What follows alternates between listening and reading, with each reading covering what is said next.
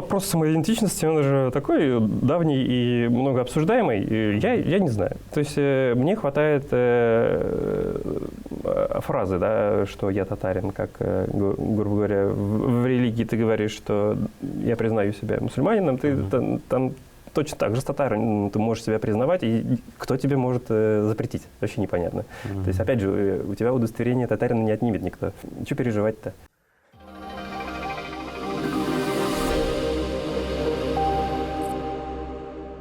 Ассаляму алейкум ва рахматуллахи тааля ва баракатух, дорогие телезрители, дорогие слушатели. Сегодня мы продолжаем нашу серию подкастов, и наш очередной гость – это Ильдар Халилевич Аюпов. Ильдар Афенди – руководитель креативного агентства «Теория», основатель проекта научного портала «Альбетта». Ильдар Афенди, рада вас приветствовать в нашей студии. Ассаляму алейкум, здравствуйте. Добрый день.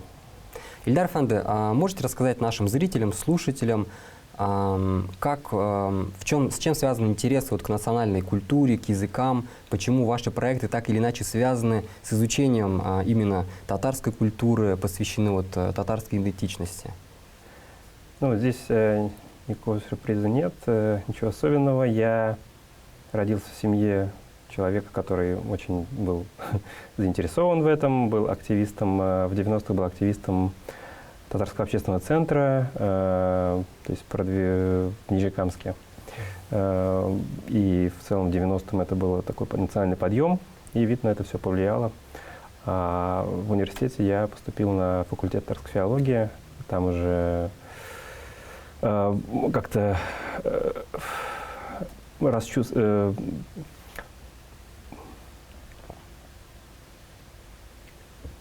там же распробовал именно науку, филологию, языкознание и литературу. Появилась любовь к языку. Все это очень нравилось, поэтому уже когда пошел в свободное плавание, многие проекты связаны с татарским языком. Ну, может, Ильдар Афенди, вы немножко расскажете о проектах, наверное, телезрителям, слушателям будет интересно узнать, почему именно пришли к такому формату того же портала «Альбетта», рассказать немножко о концепции вообще вашего этого проекта. С «Альбетта», опять же, все просто. Было время, это было где-то в 2016 году, когда появилась идея создания такого портала. Я много общался и в университете, и после с различными татарскими учеными. Мне это очень нравилось. Это в основном были наши преподаватели. И в первом сезоне «Альбетта» как раз это в основном все преподаватели, потому что их было легко убедить, зная их лично.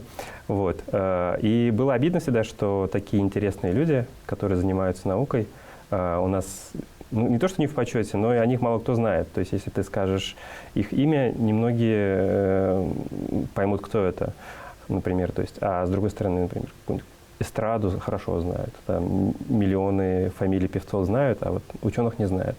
И хотелось как-то решить эту проблему, показать наших ученых, во-первых, своим, но и другим тоже. И хотелось, чтобы они поделились своими знаниями, потому что многие из них уже в возрасте, и была такая мысль, что еще 20-30 лет, и уже некому будет передавать эти знания. И лучший способ зафиксировать – это взять у них такие, не интервью, а лекции в виде портала, который позже мы назвали «Альбетта». Соответственно, пошло-поехало, и второй сезон уже мы, из-за того, что был какой-то узнаваемость уже, легче было приглашать уже незнакомых ученых, и приходили разные люди. Мы их снимали, показывали, по-моему, достигли своей цели. Но, к сожалению, с тех пор уже довольно долго мы не записываем новых лекций. В этом году хотим, в следующем году возобновить. А лекции у вас разноплановые, то есть какая тематика в основном, чему посвящены в основном лекции? То есть языку, культуре? Самая любимая тема по просмотрам – это, конечно, история и язык. То есть, что всех интересует, история и язык. Но также мы интересуемся фольклором, музыкой, искусством. Все, что так или иначе имеет именно научную ценность. К сожалению, с точки зрения точных наук, естественных, биологии, математики в татарском языке практически нет, поэтому там особо некого приглашать, хотя есть гилем, которые находят как бы людей, которые по-татарски эти науки тоже преподают, но нам пока не везет с этим. Надеюсь, это тоже проблема решим. Ну, то есть пока вот на языке. Пока так, гуманитарные знания в основном. Не только язык, там разные есть, но в основном гуманитарные знания, да. Ну, Ильдар Афанды, вот вы как человек, непосредственно работающий в такой вот медиа-сфере, вы работаете с людьми, с их откликами. Вот по-вашему, насколько сегодня в нашей республике чувствуется спрос на изучение татарского языка? То есть, ну, возможно, здесь также играет роль вот фактор того, что вот ситуация в образовательной системе Татарстана, которая сейчас сложилась. Вот насколько бы вы оценили, есть ли спрос у зрителя на изучение татарского языка? Есть какой-то спрос, есть. То есть простой ответ – да, есть. Более развернутый есть, но небольшой, наверное. То есть, учитывая количество людей, которые говорят на татарском, сколько татар в Татарстане, в принципе, я думаю, он адекватен этому количеству. Но да, он небольшой, и ситуация с языком в школах, она подстегнула этот спрос, наверное, он стал больше. И даже среди взрослого населения появился интерес к языку. Но в целом, конечно, есть куда как бы расти. Есть куда много расти. Вы сказали, интересно, что спрос в целом адекватен ситуации вот по Татарстану с количеством тех, кто вообще говорит на татарском языке. Можете вот подробнее развернуть вот эту мысль? То есть, что вот сколько нас? 4 миллиона населения Татарстана, если половина это татары, это 2 миллиона. Говорит, ну, давайте грубо еще половина, да? 1 миллион человек. Соответственно, на 1 миллион человек сколько у них детей, сколько из них готово преподавать язык, который, по большому счету, не так пригождается в жизни. Действительно, это больше именно какое-то внутреннее... Бытовой, да, язык. Да. Даже в быту он особо не нужен, если ты знаешь русский, зачем тебе татарский, казалось бы, да? Поэтому, наверное, более-менее адекватен. Но опять же говорю, что есть еще кому привить язык. Не привить даже, а мотивировать на изучение языка. Потому что, я думаю, большое количество, и тем более, и это как-то сейчас... Раньше было такое к языку отношение немного к деревенскому явлению, а сейчас именно как к народообразующей такой скрепе, потому что, ну, действительно, язык для татар это, по-моему, основное. То есть история, наверное, все-таки на втором месте, а язык это прямо то, что сформирует нас как народ в данный момент. Все остальное, наверное, на втором плане. Очень интересно, значит, 4 миллиона населения Татарстана, 2 миллиона татар, 1 миллион говорит по-татарски, и вот из этого миллиона складывается, да, тот зритель, который готов воспринимать такую информацию на татарском языке. То есть это вот такая ваша... Я думаю, еще меньше. Прикидки такие, конечно, мы и после переписи узнаем точнее, наверное, насколько она будет адекватная, да. Узнаем более конкретные цифры. Ну, естественно, я делил как бы грубо, по ощущениям, как будто совсем мало людей, особенно в городах. Вот. Но у меня, опять же, немного неправильное, наверное, из-за того, что у меня круг очень татарский, поэтому в моем окружении многие разговаривают и детям прививают. Но, то есть, возможно, вы даже переоцениваете. Да, возможно, переоцениваю, да, кто его знает. Ну вот, по вашим оценкам, то есть вот этот миллион, для того, чтобы заинтересовать этот миллион человек потреблять контент на родном языке, то есть вот, ну, какие шаги необходимы или почему смотрят или почему не смотрят какие-то материалы, вот по-вашему? Вопрос, который задают примерно каждый раз. Я не знаю, какие шаги нужны, мы об этом много думали, и тут есть, я могу сказать, какие есть подходы. Да? С одной стороны, говорят, надо пропагандировать язык, надо везде, во всех школах, добровольно-принудительно или добровольно, максимально мотивировать людей изучать язык. Я считаю, что это не очень хороший подход, хотя он тоже имеет место быть. Наверное, все-таки нам важно показать, что язык не то, что пригодится в жизни, а в целом знание языка и знание собственную историю, культуры и ощущение себя татарином. Оно важно, это является частью личности, и начинается все с языка. Хотя, опять же, я стою на такой позиции, которая не нравится очень многим моим знакомым, что язык не обязательно, чтобы себя ощущать татарином. Пожалуйста, если ты не знаешь. Я знаю очень много людей, которые не знают языка и прямо идентифицируют себя только татарами. И ничего, живут нормально, спокойно. В регионах, например, то есть много людей, которые не владеют татарским, но тем не менее относят себя к татарской нации. Да, то есть язык... Так получилось, что у нас язык это прямо ключевое, по чему мы определяем татарина, знает язык или нет. И это на самом деле не очень хороший подход, потому что мы таким образом отрезаем огромную когорту людей, которые не знают язык, но хотели бы быть частью нации, как бы, да. А мы говорим, нет, идите сначала изучите, потом мы вас примем в свои ряды. Что, в принципе, совершенно полный бред, и по какому-то признаку это такой маленький такой татарский фашизм. Когда мы своих же людей говорим, нет, давайте сначала условия соблюдите, изучите историю Татарстана чуть-чуть, татарский язык выучите, потом приходите, мы вам удостоверение татарин дадим.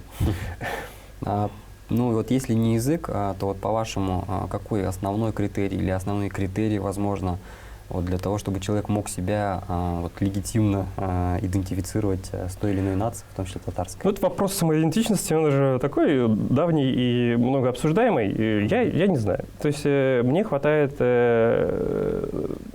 фразы, да, что я татарин, как, грубо говоря, в религии ты говоришь, что я признаю себя мусульманином, ты там точно так же с татарин ты можешь себя признавать, и кто тебе может запретить? Вообще непонятно. То есть, опять же, у тебя удостоверение татарина не отнимет никто, потому что его нет.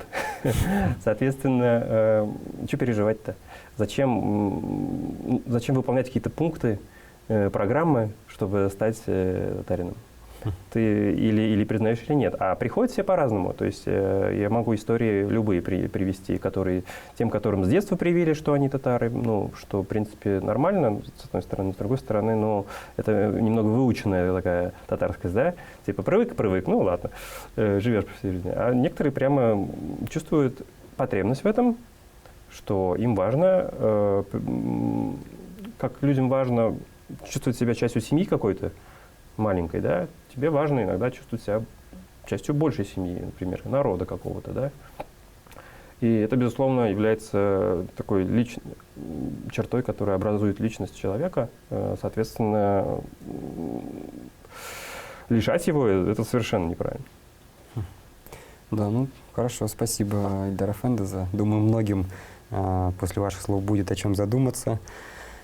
Вы упомянули в том числе и, то, что нужно сегодня стараются на добровольной основе как-то поощрять школьников, чтобы они изучали татарский язык. А в целом, как вы относитесь к тому, что сегодня изучение родного языка, то есть в наших школах, на добровольной основе, то есть переведено на добровольную основу?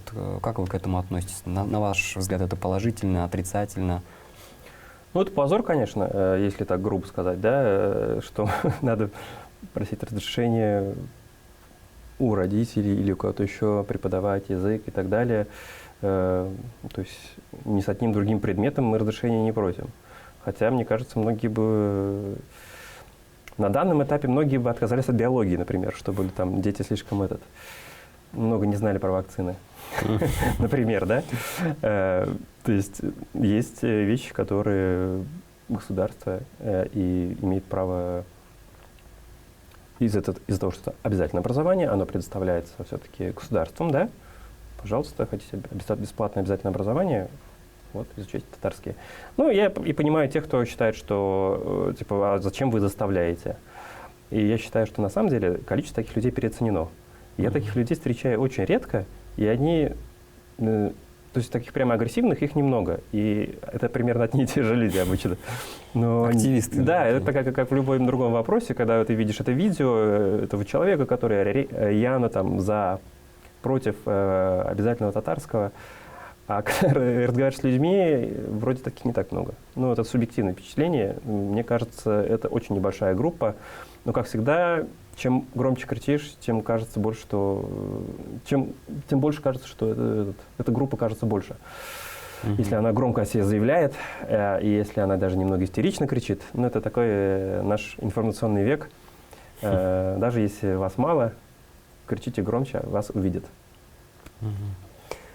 Хорошо. Вот, Ильдар Афенди, как-то в одном из интервью вы упомянули о проекте татарской электронной школы. С тех пор удалось ли что-то продвинуться в этом проекте, чего-то достичь, каким-то итогам прийти? Ну, проектов было много. На самом деле это было очень такое контекстуальное упоминание. Это было, я так понимаю, одно из совещаний, в которых я участвовал в Министерстве образования, о том, что нужно сделать современную, интерактивную онлайн-школу, чтобы все люди со всего мира могли зайти и заниматься татарским языком. Вот такого рода эта штука была. У нас был ИФ, школа ИФ, которая вот English First была куплена государством, и она долгое время работала, насколько я знаю, сейчас она закрылась, да, насколько я знаю. И взамен, по-моему, ничего такого не появилось. Татар.Или, он переформатировался, портал Татар.Или, и другие порталы, они тоже такой какой-то платформой для изучения татарского языка не являются. Вот. Мы с своей стороны работали уже много лет с Министерством образования над проектом «Салям», над учебником с 1 по 9 класс, получается, должен был до 11, но теперь до 9. Учебник для русскоговорящих учеников. Он сейчас уже введен во многих, в половине, наверное, школ Татарстана, очень популярный, очень успешный, на мой взгляд, современный. Мы его сделали, то есть его группа авторов сделала прямо качественный учебник именно для разговорного татарского. То есть он изучаешь не правила, а разговорный татарский. И вот на этой неделе, наконец-то, мы выпустили сайт, открыли. Теперь этот учебник доступен вообще всем, потому что это много просили этого. И Министерство образования, Институт развития образования, они на это пошли, они согласились, мы им предложили, давайте откроем. Они сказали, почему бы нет, давайте откроем.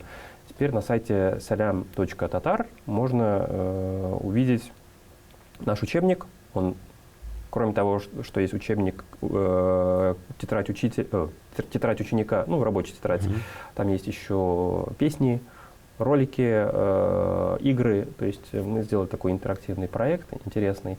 И еще будет добавляться. То есть своего рода вот, как раз замена этому порталу. Но это не замена, все-таки это учебник. Тут нужен учитель, который по нему преподает. Надо различать учебники и самоучители.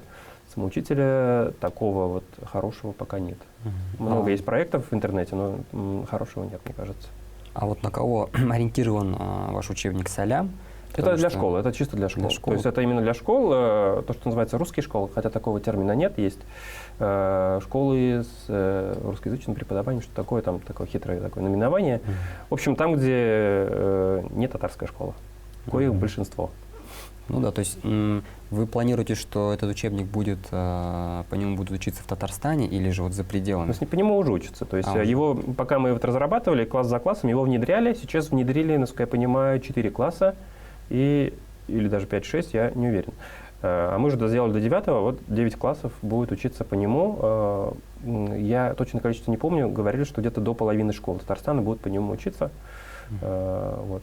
То есть это взамен обычных, бывших ранее уроков татарского языка? Ну, там идет такой, как бы, немного даже конкуренция, в принципе, между разными учебниками. Каждая школа может сама выбрать, какой учебник она будет использовать. И как раз вот мы посмотрим результаты, это будет интересно увидеть, после какого учебника, как знают татарский. У нас с учебником «Салям» отзывы очень положительные именно со стороны родителей, что наконец-то там такие типа фразы, наконец-то ребенок перестал там, ненавидеть татарский, грубо говоря. То есть ему интересно учиться. А мы взяли как бы за основу вот эти иностранные учебники, это оксфордские, из Турции взяли, там, из Америки учебники за основу именно их формат. Красивый, двухколоночный, с иллюстрациями, нет правил. Ну, правила появляются потом, но с них не начинается раздел. То есть начинается все именно с говорения. Ты изучаешь слова, изучаешь паттерны языковые, изучаешь ситуации, топики. Ну, как мы английский учили, примерно так, но по-татарски. Вот. И все это поддерживается как бы всякими песнями, мультиками, фильмами, интерактивными упражнениями, которые ты можешь делать на сайте. И есть и важный еще момент, есть книга учителя. Это тоже сейчас в современных учебниках ключевой момент. Можно, то есть, ну, мы немного снимаем ответственность учителя, он может прочитать, каждый урок расписан, как провести каждый урок со всеми методическими материалами, с играми. Вот это можно вот так разыграть. Прямо расписано. Подходите к первому ученику, договорите ему вот так. И все. И практически не будучи учителем, ты более-менее можешь преподавать по этому учебнику. То есть такая подробная методичка для Да, преподавателя. ну сейчас они есть у всех учебников, это требование, я так понимаю, Минобра России. У всех современных учебников есть книга учителя. Вопрос, насколько она проработанная. То есть мы прорабатывали очень подробно, ну не мы, а авторы этого учебника.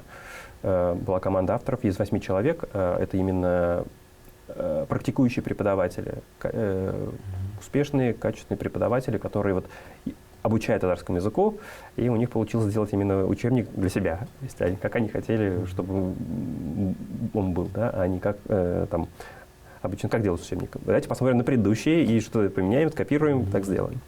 Тут вроде получилось сделать интересный учебник. Там тоже есть проблемы, то есть он все-таки это первое издание, там есть иногда ошибочки встречаются какие-то, иногда что-то неправильно на сайте, что-то не работает, какие-то мелочи есть, но мы их постоянно отработаем, исправляем. Ну, тем не менее, это большая работа. Ну и мы, да, с 2016 года началась работа как раз вот перед проблемой как раз с языками. Его из-за этой проблемы 2 раза пришлось переделывать, из-за того, что количество часов изменилось, перекраивать учебник. Он прям вот этот вопрос по нам ударил очень сильно, потому что надо было сильно переделывать учебник. Вместо 5 часов он стал 3-часовым. То есть в неделю 3 часа татарского, а не 5. За сколько лет велась работа? Ну, 16 года, то есть 4-5 лет. То есть в год удавалось сдавать 2 класса. В год 2 класса. Ильдар Эфенди, а вот можете рассказать что-то о проектах, которые, возможно, сейчас на стадии там, разработки, идей, то есть вот какие-то интересные направления сейчас в вашей деятельности? Вот приоткройте немножко карты. То есть какие сюрпризы, интересные проекты нужно еще ждать? У нас всегда много проектов, и мы, когда какие-то доходят, мы очень долгоиграющие организации, то есть мы долго их реализовываем. Альбетте реализовывался, наверное, 1,5 года, хотя что там реализовывать, снял и выставил. К сожалению, это все надо делать в свободное время, то есть у нас есть основная работа, там, зарабатывание денег, да, где мы выполняем заказы наших клиентов. И вот иногда, когда выдается, делаем свои проекты. Сейчас есть крупный проект по образовательный портал новый делаем для детей маленьких, ну, для дошколки и начальной школы. Это наш собственный проект, мы тут ни с кем не коллаборация. Получается интересно. Через 3 месяца, наверное, запустим. Делаем короткометражный фильм. Так, про него я ничего не могу говорить, потому что это секрет. В общем, жанр или ну, это будет фольклор с качественной графикой такой, типа «Властелин колец», там, не знаю, в таком стиле что-то фольклорное, но он будет короткометражный, то есть мы, конечно, 1,5 часа не можем сделать, он будет типа 5-минутный. Какие вот персонажи из татарского фольклора? Не скажу. Секрет. Да, потому что много вопросов, получится, не получится. Тяжелый проект, то есть делать на уровне таком вот мировом тяжело, дорого, в общем, мы его потихоньку делаем. Ильдар Эфенди, вот нельзя у вас спросить, так как вы ведете такие проекты, связанные с грантами, вот нельзя не спросить о финансировании, то есть вот на чьи как бы вот деньги, на чьи средства в основном реализуются ваши проекты, то есть это поддержка государства или это там меценаты, частные спонсоры. И в этой связи вот такой вопрос. С кем, возможно, легче работать, то есть и с кем вы больше работаете? Это все-таки частные спонсоры или это все-таки поддержка от государственных, подведомственных каких-то организаций, управлений?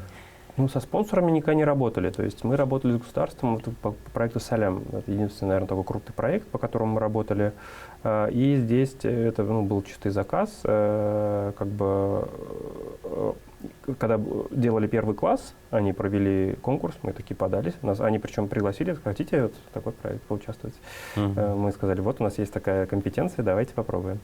Вот. И это был именно проект, то есть это мы фактически исполнители здесь, но мы уже так к нему прикипели, что нам кажется, что это наш проект. Ну да, это проект Министерства образования и Институт развития образования при Министерстве образования. То есть они ответственны за все, а мы почему-то везде говорим, что это мы сделали. Нет, это они. Надо отдать должное, в общем. И проекты Альбетте это все на свои деньги, естественно. Все остальное делается на свои деньги. То есть вы как меценаты и как реализаторы? Ну да, а как по-другому тут, кому прийти, у меня просто нет таких даже знакомых, к которым можно прийти и сказать, слушай, вот, и что ты скажешь? Он скажет, вот, Альбетте, давай сделаем такой проект. Ага, а что мне с этого будет, там, допустим, да? Или какой у него выхлоп? Небольшой у него выхлоп, там немного просмотров будет. У нас ученые не в почете. Мы знали это изначально, что просмотров будет немного. Но зато те, которые есть, они очень ценные, потому что людям интересно. Мы видим даже по статистике, что смотрят долго, то есть не 2 минутки, а лекцию полностью. То есть кому надо, тот смотрит. Так мы для себя говорим, плюс еще его выложил, и все, в историю вошел. Все, эта лекция осталась. Даже интересно был такой момент, когда умер Нияз, архитектор. Нияз Халитов, да, мы наверное, несколько месяцев до этого записали его лекцию, он совершенно в порядке, он пришел, записал интересную лекцию, и буквально там через несколько месяцев он умер, и мы были в шоке, и к нам подошли и сказали, видите, все ценно, что вы делаете, успели записать человека. Да, действительно, вошли в историю. Да, то есть, и думаю, в общем, в чем и ценность. А может, рассматривали возможность, вот сейчас есть такие вот модные там вещи, там какие-то, как вот краундфандинг, например, пытались? Краундфандинг не работает по татарским проектам, по крупным, когда тебе надо много денег, тяжело. Когда тебе надо 100 тысяч, 200 тысяч, наверное, можно. Чем больше уже тяжело, легче. Этим же надо заниматься, это отдельный проект краудфандинг. Ты его ведешь, все время просишь, и иногда легче заработать просто это. И гранты, например, мы Альбетте второй сезон мы подали грант в Академию наук, и нам получилось выбить грант, и где-то половину, наверное, бюджета получилось оплатить им второго сезона, тоже чему мы очень рады. Конечно, гранты государственные – это такая отдельная история, это количество бумаг и количество налогов с них, это сумасшедшее, просто там половина пришлось отдать разным организациям, которые были аффилированы с грантом. Ну и что? Хоть сколько-то спасибо за это тоже. Вот. А вести на гранты мы периодически подаемся, подавались раньше. К сожалению, там очень маленький выхлоп, скажем так, потому что ты делаешь большую бумажную работу, и часто не получается. То есть, и плюс, например, сама работа грантовая, она плохо поставлена в Татарстане, она как-то очень безответственная. То есть, например, грант от нефти мы подавались 1 или 2 раза, и там даже просто звонить, спросить невозможно. Что случилось? Уже все сроки прошли, когда объявите? Они там через полгода только объявляют, и это в основном там, ребята из Альметьевска, допустим. Ваши деньги вы даете, я не против. Это вопрос, чьи деньги, да, татарской нефти. Но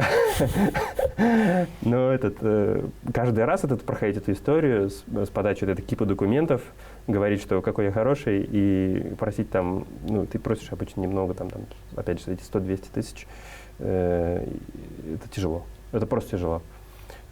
Вот. То есть, в целом, вот будущее таких проектов, то есть оно пока видится вами как на личном энтузиазме, на каких-то личных вложениях. Просто мне это легче. Может, кому-то мне легче как-то, заработать и их потратить, и чем ходить и спрашивать всех.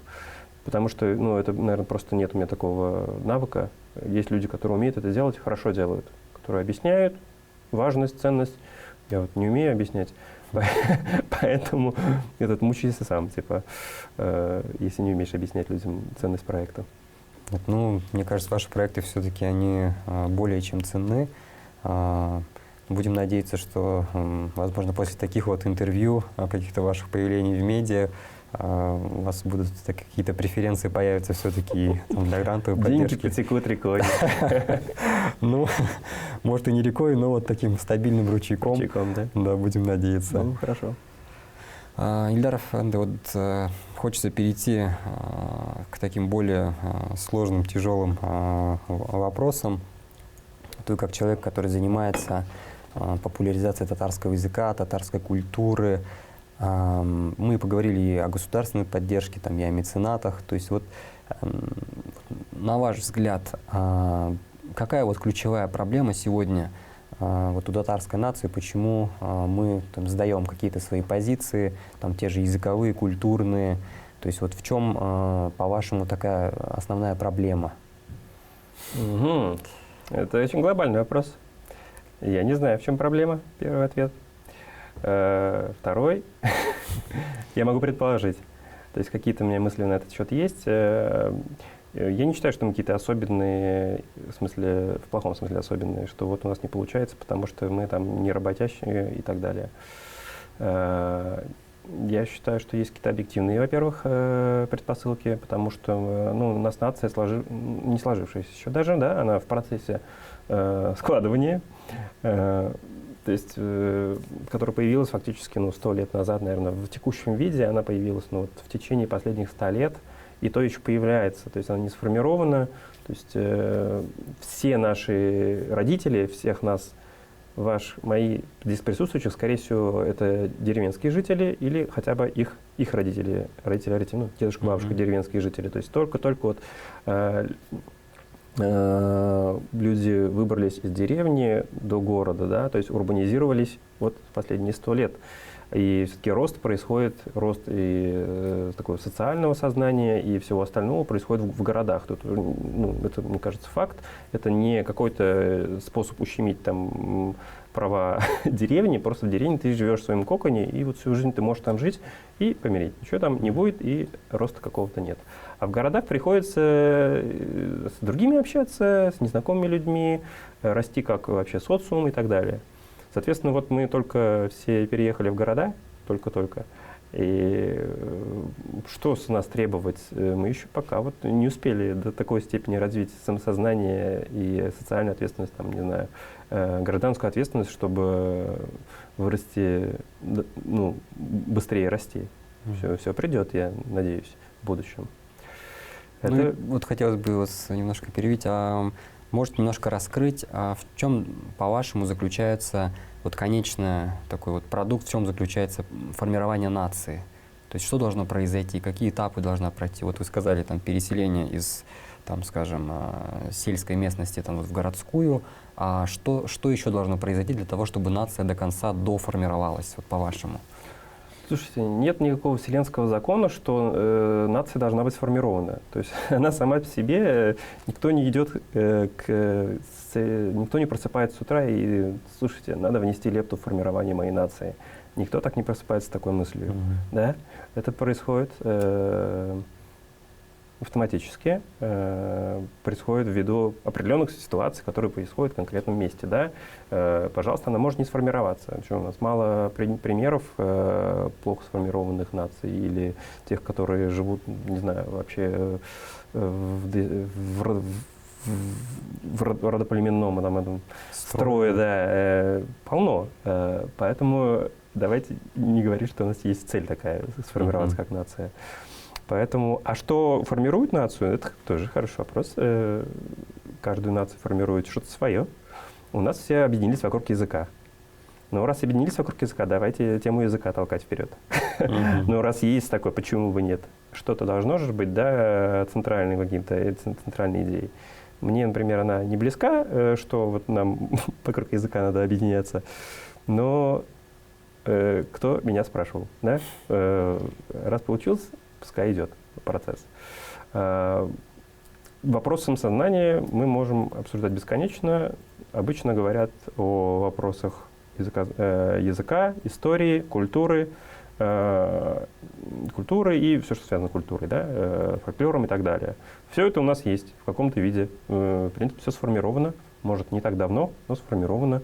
У нас есть какие-то древние корни там, с Казанским ханством, там, Булгарии и так далее, что, в принципе, очень сомнительно себя привязывать к этим. Все-таки это больше именно локальная такая тема, да, что она на этой территории были эти государства. Нас, к сожалению, очень немного связывает. Трудно связать нас с теми государствами. А в современном понимании нация только формируется. Что может помочь? В принципе, желание жить, на мой взгляд, это всегда желание жить в более комфортных условиях, с уровнем жизни более высоким. Это ключевое. То есть зачем, если татары — это люди, которые живут, у которых высокое качество жизни, это будет популярно, то все и заговорят по-татарски, и придут к нам другие люди, и качественные, там, скажем, да, с точки зрения профессии, там, профессионалы, и все будет хорошо. Поэтому для меня вообще вопрос нации не совсем центральный. Мне важнее, что мы собираемся делать с нашим обществом. Потому что, что мы, грубо говоря, если мы делим на русских и татар, мы русских что сейчас, разговаривать с ними не будем, типа будем саморазвиваться? Нет, это будет наше общее развитие. Мы будем развиваться как татарстанцы. То есть это будет реально нация, а не народ, не народность. Нация татарстанцев. Можно по-другому как-то назваться все вместе. Будет весело. И тут напрашивается такой вопрос. Вот вы в плане формирования нации говорили что сегодня мы крутимся вокруг языка, здесь вот подводится такой, насколько, по-вашему, вообще роль идеологии? То есть, например, есть такие архаичные, возможно, идеи, там, Москва, Третий Рим, там, да, или идеи другие национальные, то есть других наций. То есть для татарского народа, как вы думаете, есть ли такие похожие какие-то конструкты, да, вокруг которых могла бы вертеться это национальное самосознание? То есть видите ли вы такие? Тяжело сказать. Наверное, что-то есть. Так сходу придумать трудно национальную идею. Тут уже люди пытаются большими группами придумывать ученых и ничего не могут сформулировать адекватного. А вы хотите, чтобы я это сформулировал, да? Все, что угодно может быть. В принципе, это выстреливает довольно неожиданно, мне кажется, иногда, формулировка такой идеи.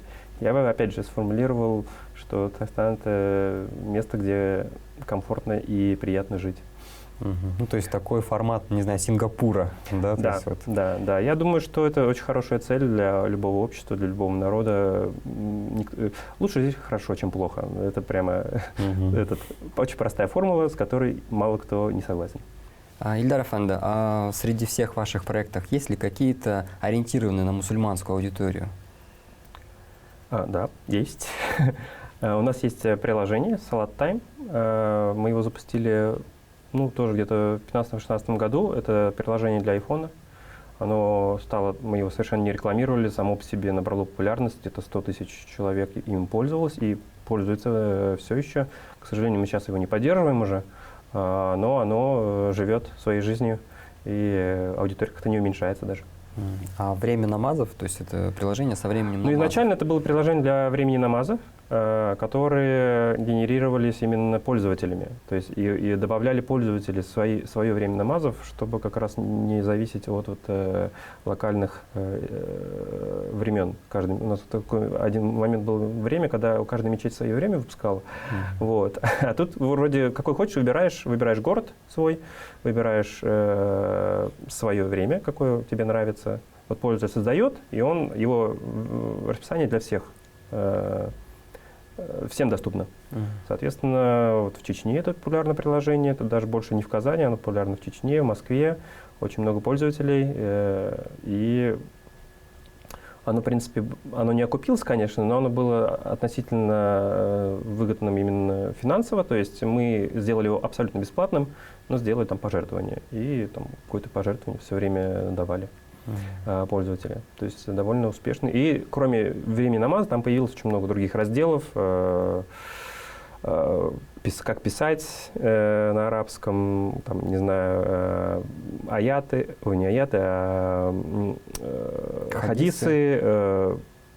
Я даже всего не упомню, там тасбих был свой, много чего было. Можно посмотреть, зайти посмотреть. Интерес приложения все еще живое. К сожалению, оно не адаптировано теперь уже к новым телефонам, потому что руки не доходят, но мы периодически думаем об этом, как бы нам обновить его. Потому что просят пользователи, говорят, зачем вы бросили приложение. То есть концепция приложения, вот, да, такая суть в том, что каждый пользователь может выступать модератором, да, для своего региона. Да, даже не своего региона, а своей уммы. Да, вот есть одна мечеть, вот у них есть, они считают, что вот это время должно быть вот такое, да, а не вот такое. И они выпускают, пожалуйста, и пользователи, если им нравится это время, если им важно приходить вовремя в мечеть, соответственно, они выбирают это время, а не, например, время какого-нибудь центрального там этого муфтиата. Выбирают это время, приходят по нему. Вот. Соответственно, если там неправильное, почему первая критика в первое время была, а если там кто-нибудь неправильно заведет, просто люди не пользуются, если неправильное, они же проверяют все. Ну, то есть это больше такой будильник, да, и каждый может выбрать, когда будет именно у него вот звенеть. Да, но он выбирает расписание на следующий месяц полностью, то есть не то, что каждый намаз выбирает, а расписание сразу на месяц вперед. И создается расписание на месяц вперед, естественно. Вот. Да, очень интересное приложение. Да, оно было прямо, мы его много сил вложили, было нам самим интересно. Все еще живо. Удивительно, что через 3 года, мы уже где-то 3 года его не поддерживаем, оно все еще живо и пользователь не уходит. Ильдар Эфенди, наш выпуск подкаста подходит к концу. Хотим вас очень поблагодарить за эту беседу. На самом деле широкий такой спектр проблем мы обсудили. Прямо накрыли это. Да. Все. Можно поговорить о проблемах Земли, планеты. Мы так от ваших вот непосредственно проектов перешли к более таким... наверное, вы же тоже не... руководствуетесь более такими высокими идеями, то есть и хотелось немножко докопаться до того, какие же это идеи, да, ради которых вот вы готовы жертвовать своим там свободным временем, даже своими финансовыми какими-то ресурсами, вкладывая в проект татарской идентичности, там, культуры. Да, я так говорю, но все равно в итоге делаю проекты татарские, с татарским языком и так далее. То есть, конечно, с одной стороны, вроде хочется чего-то большего, а в итоге все равно работаешь над какими-то простыми вещами. Язык, культура и история. Наши центральные эти. Слоны. Как эти? 3 слона на черепах. Мне здесь на самом деле вспомнилось, у нас есть главный казы Республики Татарстан Джалиль Хазрат Фазлыев, и он очень часто приводит притчу о птичке, которая тушила костер, который многобожники разожгли для пророка Ибрахима. То есть и вот она в своем клюве несла каждый раз воду и поливала на этот костер, и у нее спрашивают, а что ты делаешь, ты не затушишь вот этот огромный костер, который разожгли. То есть птичка говорит, что Всевышний зато с меня не спросит, что я ничего не сделала, для того, чтобы... Такие мысли приходят. На самом деле иногда такое отчаяние бывает, а кому это все надо? Но с другой стороны, потом-то детям надо будет что-то сказать, а что ты сделал для хип-хопа в свои годы. Соответственно, не то, что даже дети, но что теперь, ничего не делать, что ли, если не получается? Надо стараться. Ильдар Эфенди, на этой такой ноте позитивной завершим нашу беседу. Большое вам спасибо. Да, как говорится, Аллах Та'аля ярдәм берсин. Чтобы ваши проекты и дальше продолжались и радовали ваших зрителей, тех, кто ваш сайт посещает. Дорогие телезрители, ассаляму алейкум ва рахматуллахи ва баракатух. Ждем вас в наших новых выпусках подкаста. А сегодня с нами был Ильдар Халилевич Аюпов. До свидания.